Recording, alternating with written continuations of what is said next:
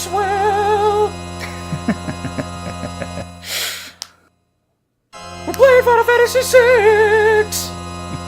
Good evening, YouTube. Welcome back to Play the perfect Hits. intro was ruined. Oh, man. So, of course, tonight we have really a game that doesn't need any introduction. We both love the shit out of this game, and it's probably a contender for greatest game of all time. It is for me. Yeah, this is the tops for me. This is my favorite game ever made. That's the only time I'm going to say that on this channel. I go back and forth so much. Chrono Trigger is generally my favorite game of all time. But you know, there's a lot that I disagree with either. Yeah, right. There's a lot I would consider top contenders, but this also is right up there. Strangely, and that's the thing for me is, as a kid, and this is hold true as an adult, is gameplay is important, but story has always come first. That has always been number one for me. Is games as like a storytelling experience. Yeah, I was gonna say there's very few games that I really enjoy that just have crap for story. Yep, same here, and you can tell that by the fact that pretty much 100% of what we're doing on Play the Hits right now is RPGs, 3 of which come from the SNES, and the other of which is Borderlands 2, and that's kind of on a hiatus right now because Nick is lazy. I think most of what we're playing our passions, you know, and this is. And I love the new channel. games, of course, but you know, this is our roots, man. You know, and we wouldn't even have an appreciation for the stuff we play today if it wasn't for this. That's exactly what I was thinking. You know, without this game, and in particular, this was actually the first Final Fantasy I ever owned. Not the first I ever played, but definitely the first I ever owned, because you got me into FF4/2 at the time, and I was looking everywhere for that, and I couldn't find it in stores. But a couple of them had Final Fantasy VI for sale, so I sprung for that, and completely not realizing that I was getting the far superior game. You know, I kept the hunt going for FF4. Yeah. And it's like, whatever, I'll settle for this one. Now, what's interesting about this game is as much as I love it and as much as I recognize it as one of the top games ever made, it's actually not my favorite Final Fantasy. My favorite, for some strange reason that I can't quite put my finger on, is still Final Fantasy V. And, you know, I played that a long time after I played this, and you know, it's certainly not superior in terms of storytelling, but something about that game, maybe it's just like the time that I played it, or it just kind of hit all the sweet spots for me. Yeah, you know, when you're like reviewing a game on paper, it's hard to give a score to like the feel. You know, literally just how all of the sum of its parts comes together. Yeah. And how it makes you feel, and that's going to be subjective for everyone. You know, but I kind of get it, especially like for us, and I think for you, or it's like Final Fantasy IV was the first Final Fantasy you kind of got into, and you just remember all the good things about that game. And FF5 is very much like 4, but using like the same system and the graphics and the look of it and everything, but just better in every way almost. You know? They basically, that's kind of one thing that I really like about FF5, is they took the relatively rough beginnings of the ATB system introduced in 4, and they completely like polished it in a way that I really don't think has been done since. And don't get me wrong, like I fully recognize that the PlayStation classics all had the ATB system, and FF8 probably had the smoothest iteration of it, but at the same time, even that game's battle system was less unique and wonderful than Final Fantasy V. So Final Fantasy V, for me, as we're playing FF6, it had the job system, which I loved, the incredibly smooth combat, which I loved. A actually kind of lighthearted and funny cast of characters, which I loved, even though they weren't as strong as FF6. And then a story which was genuinely surprising for me. So, when FF5 came out in the States, it came out as part of the, what was it? Not Chronicles, Anthology Collection, on the PlayStation. And so it was kind of like discovering this lost piece of SNES history. And because I was playing it that way, it was kind of the first experience I had with genuine nostalgia, because I had already played FF8 and I had gotten so used to the PS1 era of gaming that to step back to the Super Nintendo felt truly novel, and then to do it in an original way like FF5 was absolutely awesome. And so it's kind of a combination of those things and just where I was in life. And you know, when I first played this game, I wasn't able to fully appreciate it. Like, I could barely enter the blitz techniques for Sabin, you know? Me too. Yeah. Like you hit on it, like where you were in your life, and you think about what FF5 kind of is, and it's like this, you know, FF4, this game that we both like really loved, you know, but it's also mixing a few other things. Like the story was kind of like, I wouldn't say it's like an anime, but it kind of was, you know, a lot more so than like FF4, which was more kind of a, you know, going with the previous Final Fantasies before it, like a kind of a traditional fantasy. And FF5 had elements of more humor, definitely, than 4 or any of the other games. And it was starting to really... FF5 is when they really started hitting their stride with the storytelling about the characters. You know, FF4 told a story and everyone had their personalities, of course. But it was Cecil's story. FF5 was all about the personalities and elements of like, even like harem almost, you know, but not... Right, yeah. You know, not really, but it was just kind of what we made of it, I guess. FF5 was definitely... felt like anime. Yeah, FF5 was definitely the most Japanese Final Fantasy. For sure. It's as weird as that sounds. So it was like a mixture of, like you said, where you were in your life, and it was like FF4, but the ATB system perfected, and then just adding all... It seemed like the job system, it wasn't even like, oh, here's the whole, you know, this is what this game's going to be about. It was kind of like, here's FF4, but we added this on top of it, and it makes it better. It doesn't take away from it at all.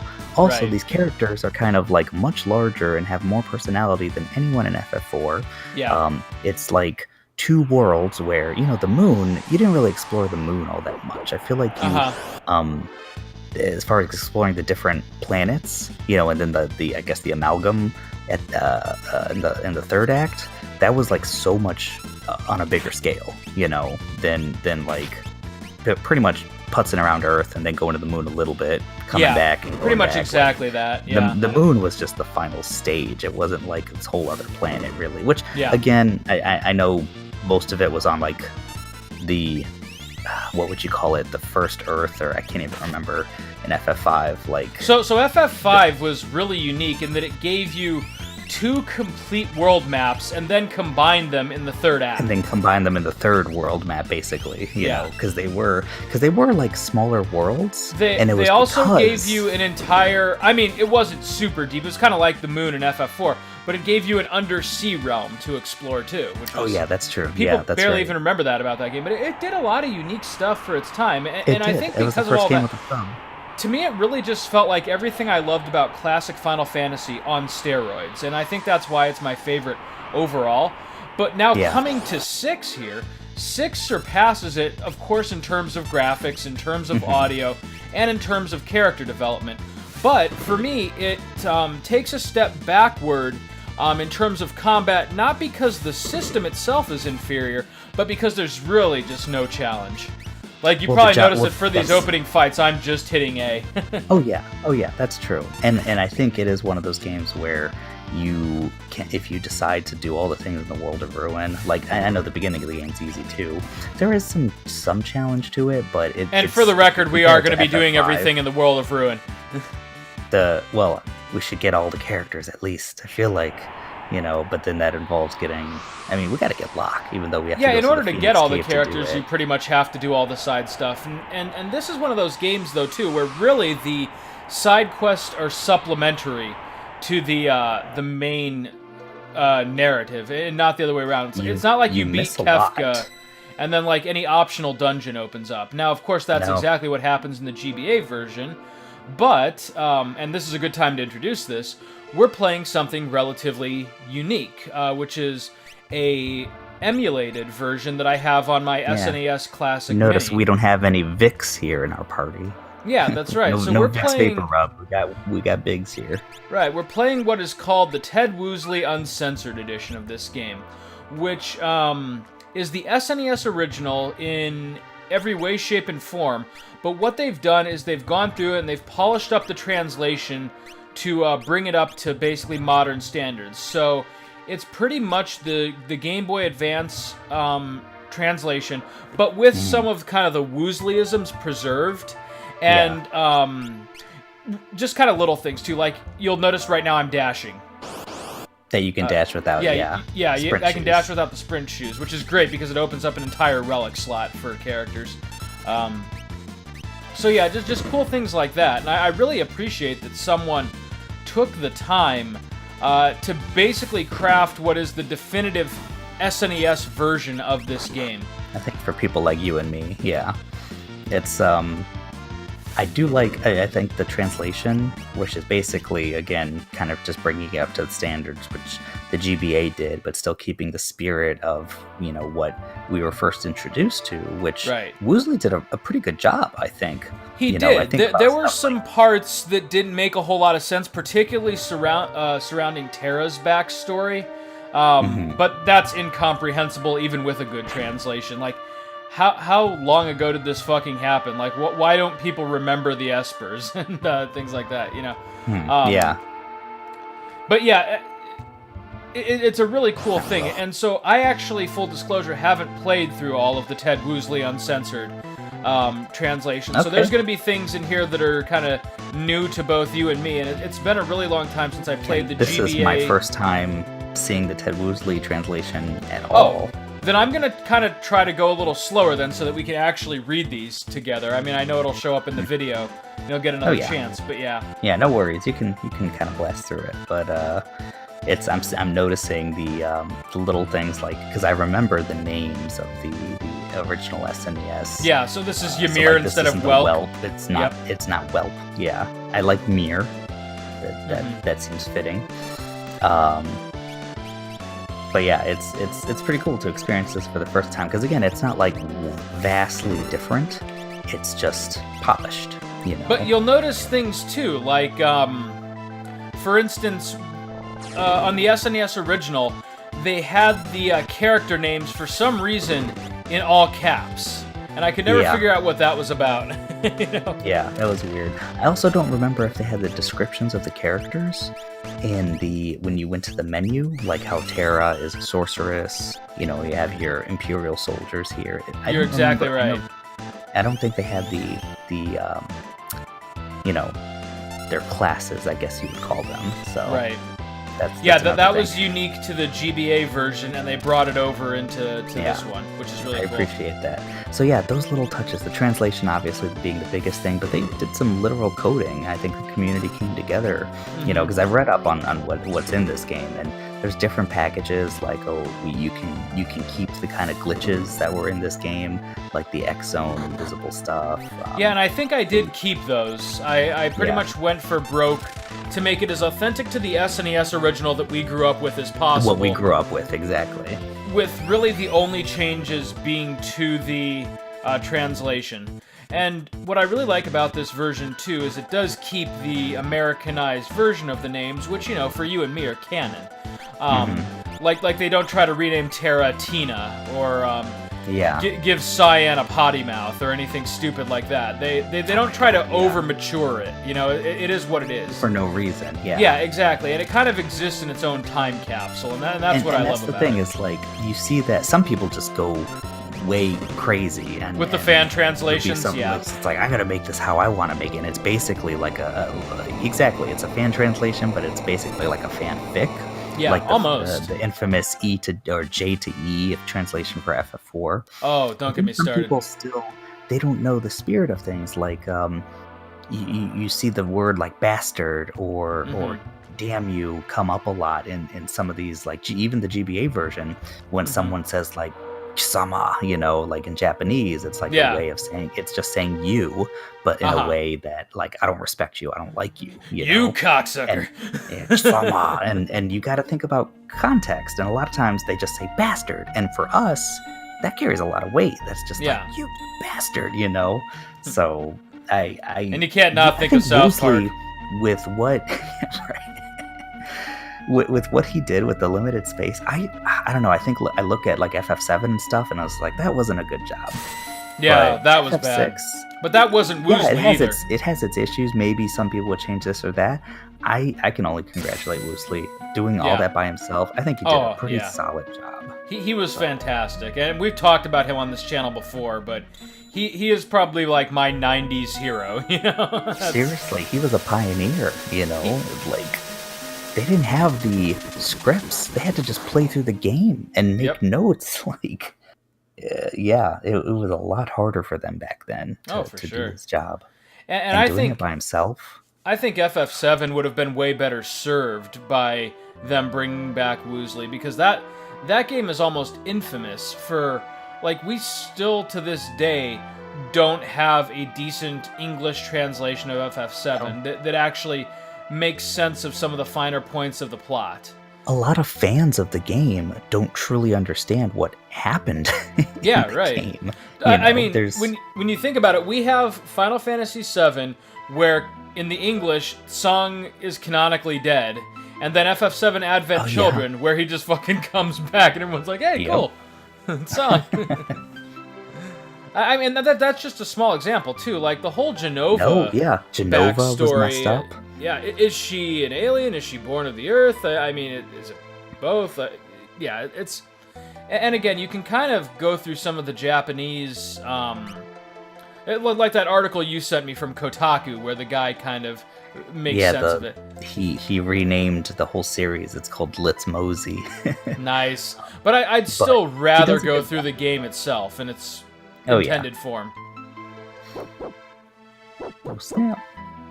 And there were just some weird idioms in FF7 too, like the Barrett and Sid's profanity, which is, you know, at this point kind of endearing, but at the same time didn't really add anything to the plot. It is interesting that that's how I think of like Barrett, you know, as I think of him as like a Mr. T character. Yeah. And apparently he was more like a Solid Snake character. You know? And really like a good father, and you know, just kind of, that just doesn't come across. He's still out of temper. I mean, you can't.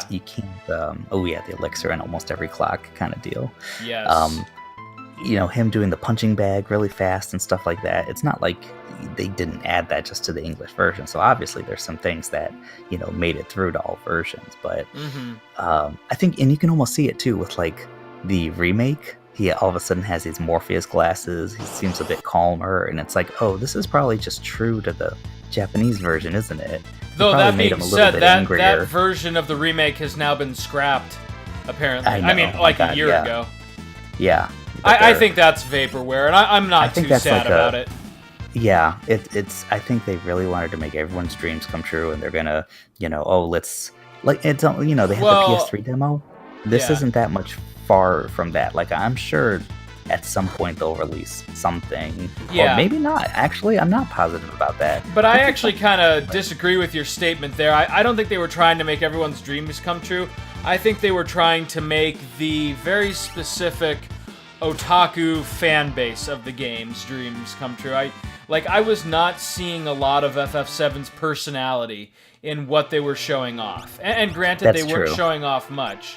But you're right about that. That it is like kind of the fan. It's kind of like the Sonic fan base, where it's just like who is the fan base? Is it the people who like the old games and appreciate that, or is it the people who are really loud and are like, Cloud Strife is so cool, he should be in Smash Brothers? And now he is. Yeah. And that was fun. I mean, it is fun to see like a Final Fantasy character in Smash. Though if I had to pick one for Smash, I probably would have gone with Cecil, honestly, because that was... Oh, yeah. I think I would have gone with Cecil as well, actually. That was kind of not only does he kind of fit in with Smash, it's the Nintendo pick. Yeah, right. The Nintendo pick. It's like Cecil. Mm-hmm. You know, but that's also a Nintendo of America kind of bias as well. Right. You know, where they would have Bart and stuff to choose from too, and it's like, well, I didn't have that as a kid. Yeah, so that's true. And if you were going from the Japanese developer standpoint, it probably would have been Bart's, because I mean, either Bart's or Cecil, they're both kind of really strong entries for the SNES main character. Now, FF6 definitely was the biggest success on the SNES, but it also didn't have a real obvious choice for... Like, main character. Yeah, right. Now, there's Terra, of course, but at the same time, she she's just kind of your starting character. She's not necessarily the main character. Which is one thing that getting back on topic here, one thing that I really love about this game is that the story is really told from an ensemble point of view. It's not just Terra's story. It is. And it is such a... It's a powerful story where the story itself could stand on its own, to the point where, like, in the World of Ruin, once you get past, like, the initial kind of linear part of it and you have your 4 characters, you could do any of the stuff with anyone. Yeah. You know, and the dialogue can suffer. Yeah, it's kind of canned dialogue, yeah. Yeah, because it's like anyone should be able to say this kind of deal. So right, yeah, like so the dialogue in the World of Ruin, it doesn't come across as very personal. Like you can't tell when it's Sabin delivering a line unless it's a Sabin-centric cutscene. Exactly, which they still do have plenty of that, which is good. That's true. But every character gets their arc, which is great. It is. They do get their arc, and a lot of it is like redemption arcs. So like Locke gets to kind of say goodbye to his old sweetheart, and you know Edgar and Sabin really get to feel like they're their own person, you know, instead of just the royalty that they had to, or I guess Edgar, that you know he had to become king or something. And Sabin felt guilty. And oh, by the way, did they keep Sabin's name as Sabin? Yeah, he's not Mash. He's not Mash. Yeah. I like Sabin. I don't even know why. It's just like I don't even know where that name would come from, but Sabin's just cool. I like it. Yeah.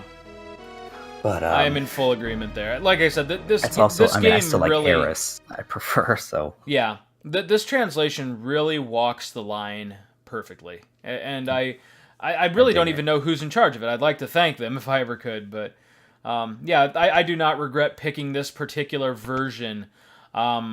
For Play the Hits, because I actually have the mobile port in my Steam library as well, and I was kind of thinking about that, but there's something legitimately charming to me about the original sprites and everything else. Yeah, I know, I love Locke. Yeah, he just freaks out. Now this is a good example of bringing over the GBA translation, because it still captures Locke, treasure hunter and trail-worn traveler, searching the world over for relics of the past. That's just good transliteration, and it's very succinct and well done. But it also doesn't sound like something a third grader would write. Exactly, yeah. You don't just do the literal translation all the time. You want it to sound good. And he's not saying right here, call me treasure hunter, I'll rip your throat out. No, he's got some subtlety to him, right? I prefer the term treasure hunting. Asshole. Yeah. Like there's a difference. Hey, there's a huge difference. I kind of picture like the little things they do. Locke is kind of the character that I most identify with in this game, and so in my mind, I always have had a very particular way of voicing Locke, which is basically just me if I were cool, you know. Wait, you don't mean? I love Locke. Yeah, Locke is great. Though my favorite character in this game is probably Edgar. Yeah. That's just I know I'm not cool enough to pull off Edgar.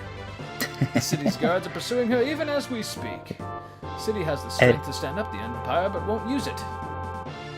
Edgar seems he's like the debonair, kind of very suave guy, and Locke is just the adventurer that it's kind of seen some shit, and he's probably smarter for his travels, but he's Yeah, that's the kind of cool thing about Locke. I mean, he's kind of the male lead, for lack of a better term, in this game. But he doesn't come off like, you know, either as like the teenager who's setting out for the first time, or like the seasoned, angsty soldier like Cloud. You know, you're right. He's seen some shit, but he's kind of kept his sense of humor because that's like all he's got. It reminds me of if you've ever seen like the Lupin like movies or anything. Yeah, actually, if not for a long time. He reminds me of Lupin the Third a bit. Okay. He's not seasoned and grizzled just yet. He's kind of in between. Yeah, I can see that. But he still has the humor about it. And what's great about his story is there's very clearly room for him to grow, which he does. Yeah. So, yeah, like I said, I definitely identify most with Locke. And not only that, though, he's the one Final Fantasy character that doesn't make me feel super old just yet, because whereas I look at, like, Squall or Zidane, they're 16 and fucking 17 years old. Locke at least is 25, which is, a little closer to, adulthood. Yeah, that's true. That's the thing. They just kept getting younger. Yeah. Like, I don't know how old Cloud is, but he's like in his early 21 20s for sure. Okay, and then I still have all my instruction manuals, or at least I remember 17, them. I think, or something. Zidane is fucking 9. Yeah, Zidane is 16. Titus is 17. Well, I know Zidane was like, or is he like really 16? Because I know he's like a freaking genome or something, but right, I think he is actually 16. So the way I do this fight is I just line up my Moogles in case anyone gets to the front, and I just kind of maneuver my way down with Locke here. Yeah, that's exactly what I do. Nice.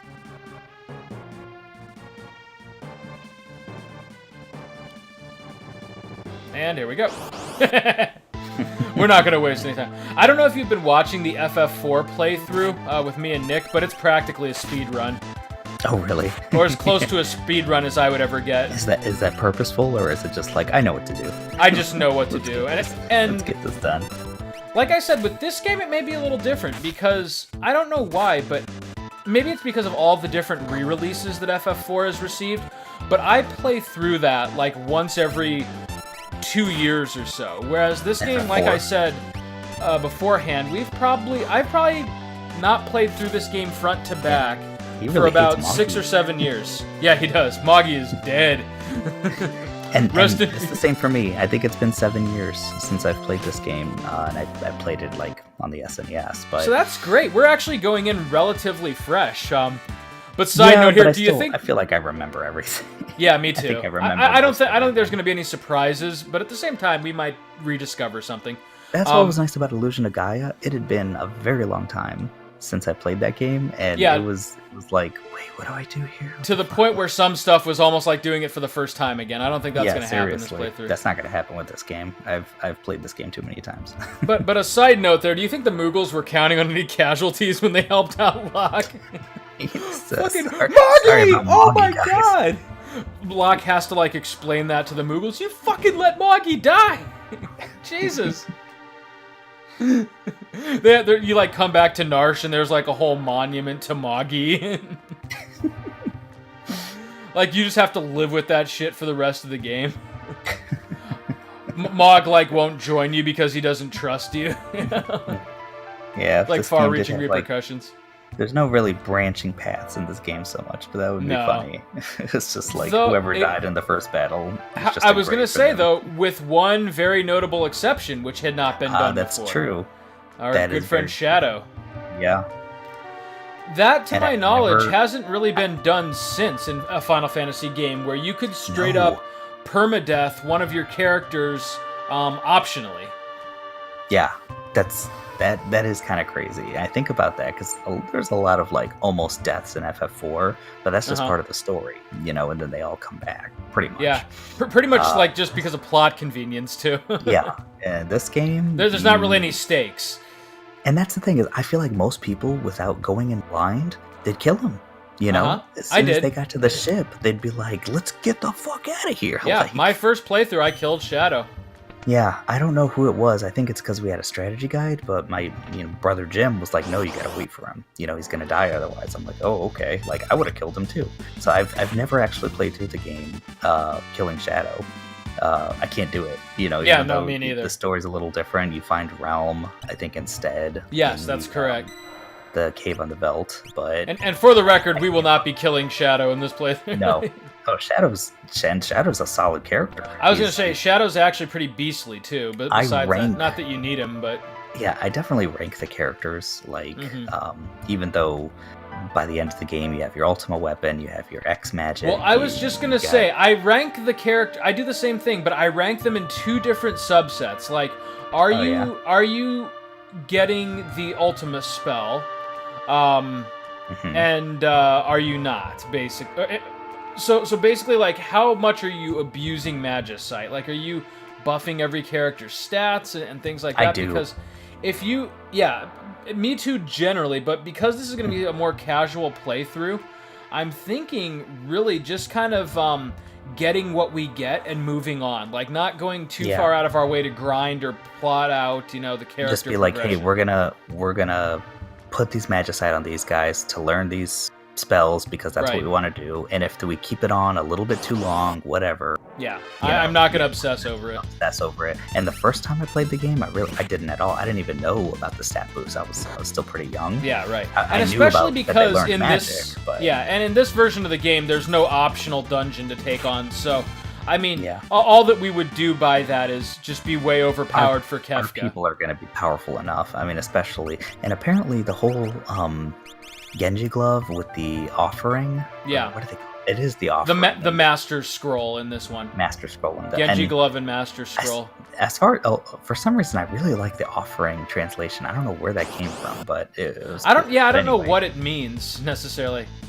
But apparently that was a glitch where you're not supposed to combine them, which makes sense because 8 times, like 8 attacks, that is a little bit broken. No, it's very broken. I was gonna say the point where you can one hit the final boss. Kefka, yeah.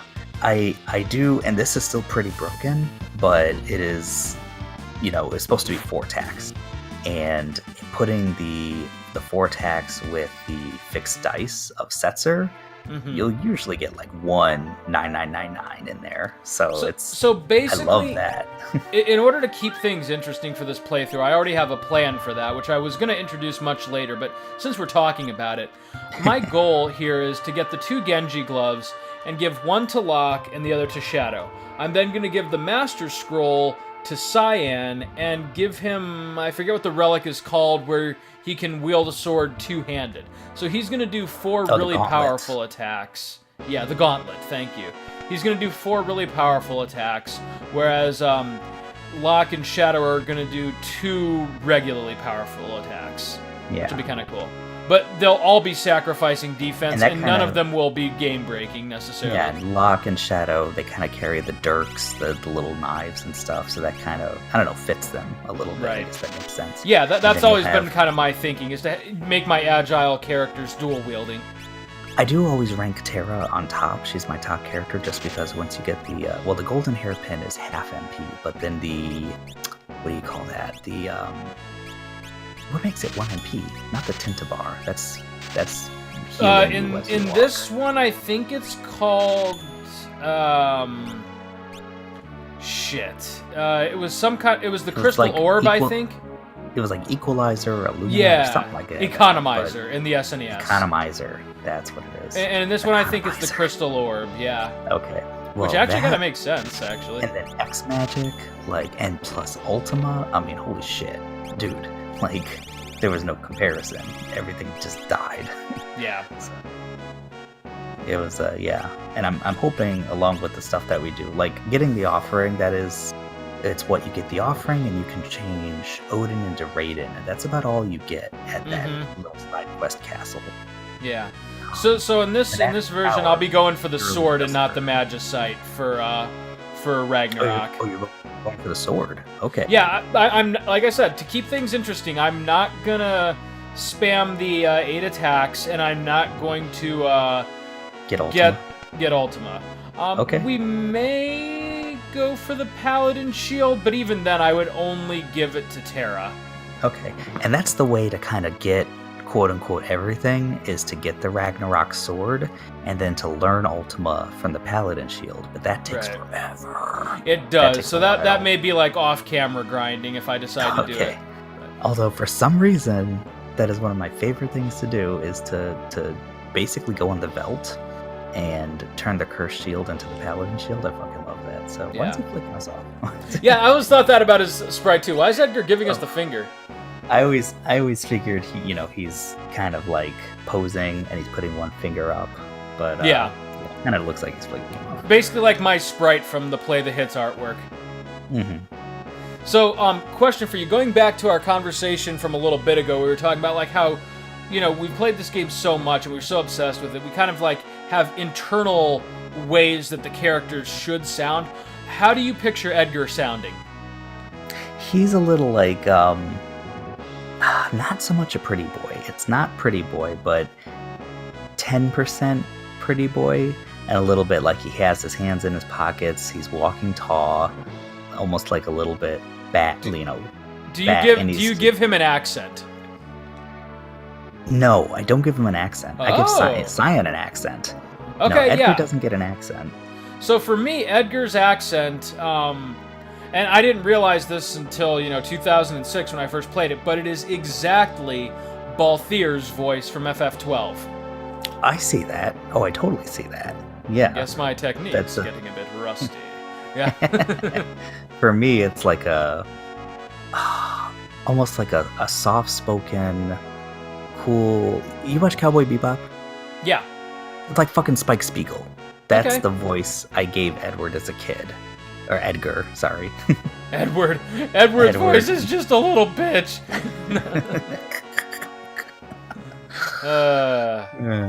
No, I can see that. Now Sabin, strangely enough, like as a kid, not really thinking about like the context, I always pictured Sabin as kind of a rough and tumble kind of voice. But as I grew older and I kind of understood his relationship with Edgar more, I now kind of picture him with like the same accent but more like boisterous, I guess, just because of his time training in the mountains. So like whereas Edgar is trying to come off as cool, Sabin just kind of drops all the pretense. Yeah. So just like the natural accent, but yeah, kind of doesn't. Yeah, right. It's like so he was raised in the castle, and so like he speaks like a Figaro aristocrat, like a gentleman. Yeah. Right, but at the same time though, like he's just this kind of goofier version of it. Yeah, I could see giving him like a little bit of almost like a southern accent. And I think that was like for me, always living in the mountains. He has to sound like a redneck. So like my original Sabin was like generic tough guy, like all right, let's go. Yeah, no, that's totally not his personality. No, he's a softie. Yeah. Are you blind? Look at how thin his face has become. Yeah, so like I didn't even realize it, but like all those years I was just picturing like the guy who did Balthier's voice. I don't know who it is, but he is like my favorite voice actor in the entire Final Fantasy series. Oh yeah? Yeah. He seemed like a classically trained actor compared to some of the other offerings. I guess I'll do this video game for, Well, actually, the whole Final Fantasy 12 cast had really, really solid voice acting. They had some chops. Yeah. Like, Vayne is one of my favorite villains in the series just by virtue of his actor alone. Like, he is... He is satanic. I mean, I love how he portrays Vayne. He's got that really posh kind of voice, but at the same time, like the things that he says, they're always so double-edged and underhanded. I love it. He nailed that performance. Man, I still gotta play that game. You really gotta play it all the let way me know through. What you think of Vayne. And now that it's on the Switch, you have no reason not to. I think Vayne oh my God, is. I don't. I think. Yeah, I love this translation here. Edgar's at it again. He hits on anything that moves. Anything that moves. Yeah. That's awesome. That's a good way of saying that.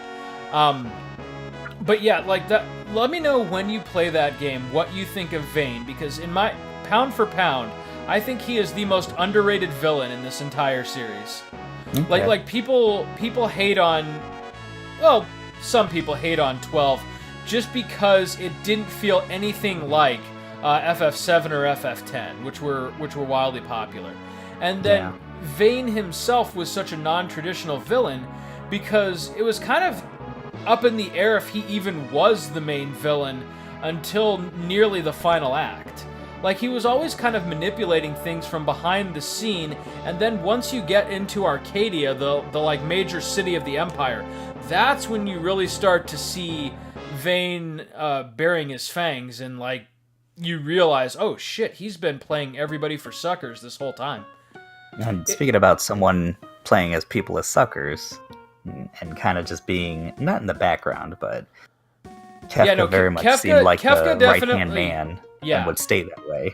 So Kefka has a similar arc, but he bears his intentions more on his sleeve.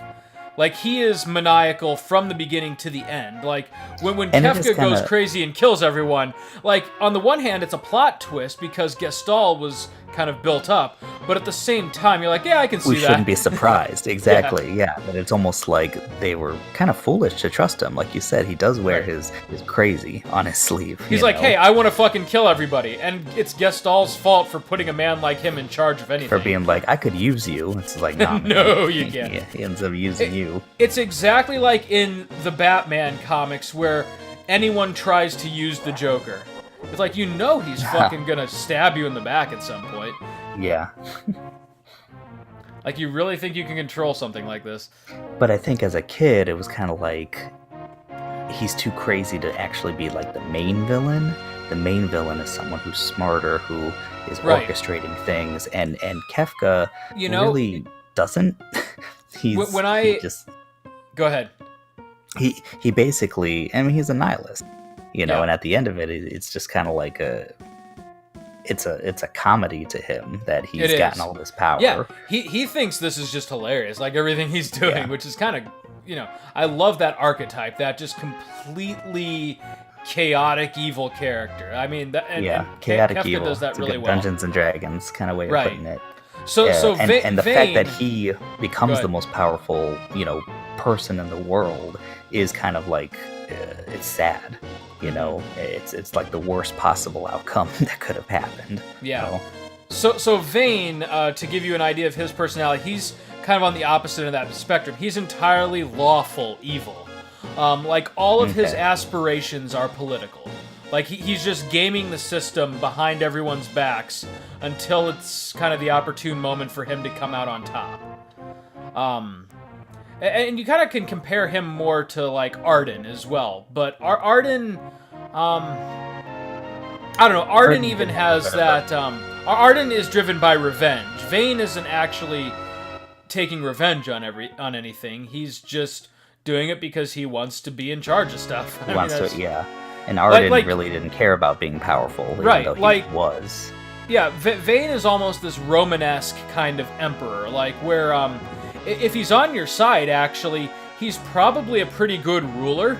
Like, for the Empire, Vayne actually might not be the worst option, because he's a military genius, and people would be terrified to oppose him. Yeah, he commits war crimes, but he's also not starving his people. He's not, like, a religious zealot or anything like that. He's just a shrewd politician and a cruel man.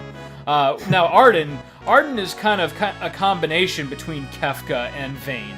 On the one hand, he's scheming the system. He's got very clear aspirations that reveal themselves later in the game. But at the same time, he doesn't necessarily want to destroy everything because he's a lunatic. He's genuinely he just doesn't care what gets destroyed. He's lost the will to live, and as long as it serves his revenge plot, he doesn't care what the casualties are. Yeah. And so he's very goal-oriented. Oh, yeah. And I love how flamboyant he is, too. Like, that's another great thing about Arden. I do. He's a great villain. Yeah. He is. It's unfortunate about a lot of that game, but Arden's a great villain. Arden, Vayne, and Kefka are my, like, triumvirate of FF villains. And you notice I intentionally leave Sephiroth off there, because at the end of the day, we really don't have a lot of interaction with Sephiroth. He's just kind of this. He's just kind of this end of the game. Yeah, overshadowing, menacing character, and people treat him like he's the greatest villain ever. Yeah, I mean, I think he's a very interesting villain, but I think that's more about it's an interesting story. Yeah, there's an interesting story around him, but he himself he's kind of like a cardboard cutout of a villain to me. Yeah, if we're being technical, he's the most uninteresting villain there is. Yeah. And there is debate. I mean, I think it very much... I'm on the side that Sephiroth was using Jenova in the end. But I think there's debate. It's like, oh, Jenova was using him. Probably how it was at first. Right. But Sephiroth ended up coming out on top and And there's also, for Sephiroth, there's a lot of supplemental material that fleshes him out quite a bit more. But in the actual, in the actual game, he really doesn't have much of a personality. And not only that, though, but he gets precisely one big moment with Aeris that makes you hate him. And other than that, I mean, it's kind of... Like I said, there's not really a slow burn with Sephiroth. Like, you're introduced to him, he's horrible, let's go kill him. Like I said, with Arden and Vayne and Kefka, they're constantly interacting with the party both up front and behind the scenes throughout the entire game. And then when their big dramatic moment comes, it's shocking because of what has been established for the characters up until that point. So again, Kefka assassinates the Emperor, which, you know, you kind of pictured might happen at some point, but then he fucking ruins the entire world. Arden... Which you didn't see coming. Yeah, Arden reveals himself to be not only a relative of the main character, but he also kills his fiancée and puts him into a 10-year coma. And I won't spoil Vayne's big thing for you, but because you haven't played it yet. But it's good. I mean, there's a moment where it's way more political, but basically he makes the entire government of his nation be like, "Oh shit, I guess you're in charge now." It's like, who the fuck else is there? I think that's Vayne's big thing. The villains we kind of described are by far the best ones, because I think about most of the Final Fantasy games, they're not known for having very strong villains. No. A lot of times they have, Deus Ex Machina kind of things happen. Yeah, like fuck Zemus, right? I love FF4 to death. Fuck Zemus. Even Zemus was like last minute, you know. Oh, yeah. And then the Zeramis and the hatred that ended up being kind of a, not a spiritual, kind of a, what am I trying to say? Like a generalized... Yeah, an ethereal, like, he's the embodiment of... Ethereal, there we go. Yeah, like... but it was pretty much Zemus, and then the hatred of Zemus. And then X-Death was basically Skeletor. Like, he was basically... There's no arc there. He was a weird, like, force of nature, and ended up... And I think it's canon that all along he was like a tree, which is a little weird. Yeah, he's just a tree. That's actually kind of a cool thing, because... It is cool. For a game that didn't necessarily need a really strong villain, Exodus, or X-Death, whatever you want to call him, was kind of unique in that he just sort of is this force of nature, and there's no stopping him. That's kind of a cool thing in its own right. But you're right, from a narrative perspective, it's not the most interesting trope. Now, you've played FF5 Advance, correct? Yes. Yeah. That's I love this part too. Did you just see what I saw? This goes on probably a minute too long, but indeed. It was magic. M-A-G-I fucking C. Oh, this is good too. Magic? Is magic? We should fucking kill her. We can't let this thing get out. I know. Okay, you go high, I'll go low. We'll slit her throat. We changed our mind, Terra. It is interesting that it's like, these are the good guys, and the returners, I guess, are the good guys, but at this, it is realistic in how they're like, we need to get this person on our side by almost any means necessary. Mm-hmm, yeah. They have their own. I never really believed Bannon was like, the choice is yours. Fuck that. No, it wasn't. No. Bannon was kind of a schemer in his own way. He just got stopped short. And I get that, they really do need her on their side, but they did scheme to get it to happen. I almost get the feeling that Bannon would... Bannon, Right. I kind of get the feeling that Bannon was sort of playing politics in his own way. Like, he throws around, will you be our last ray of hope? Like trying to inspire Terra into joining them. And I know he's certainly better than Gestalt, but at the same time, like, I kind of got that feeling about him. Yeah. I'm glad we kind of agree on that. Yeah, I don't really trust him. I don't trust Bannon, I don't hate him or anything, but I don't trust him. Yeah, I trust Edgar because, of course, you follow through with Edgar. You have reason to trust him. But Bannon was kind of a player, I think. Yeah. Especially, like, afterwards, like, when you see Vector burning to the ground and Bannon's just running around, like, completely distraught, you would think that would be a great moment for him. But at the same time, he's just like, oh, like, what is there now? Like, what's left? And he definitely had political aspirations, I think. Yeah. I think he was kind of made for what he's doing. Yeah, for sure. This is a great part, too. Like, the whole hinting at the fact that Terra is not human. But so this is going to have to be where we cut off the episode here, right after this conversation. But I definitely want to carry on with this villain topic in the next one, because I have a little bit more to say about some other notable entries in the all right, in the series, particularly during the PS1 era. Like I said, Sephiroth I think is vastly overrated, but then Ultimecia and Kuja present kind of their own interesting dilemmas, and then I have some very negative things to say about FF10. Oh yeah, in this regard. I would agree with that. And FF9 again is like probably it's my second favorite Final Fantasy game. But yeah, we could talk about that, because the villain was very much, again, it was that whole, well, this is kind of a whiny villain. I get why he's this way. Oh, Deus Ex Machina once again. Yeah, for sure. But at the same time, though, well, yeah, that we'll get there. But hey, this has been episode 1 of Final Fantasy VI. I get the feeling that we're going to kind of storm through this a little bit, but at the same time, I want to be as deliberate as possible, because I just cherish this game so much, and I know you do too. So. Yep. But hey, that's our number 1, and we will see you next time right here on Play the Hits. All right, till then.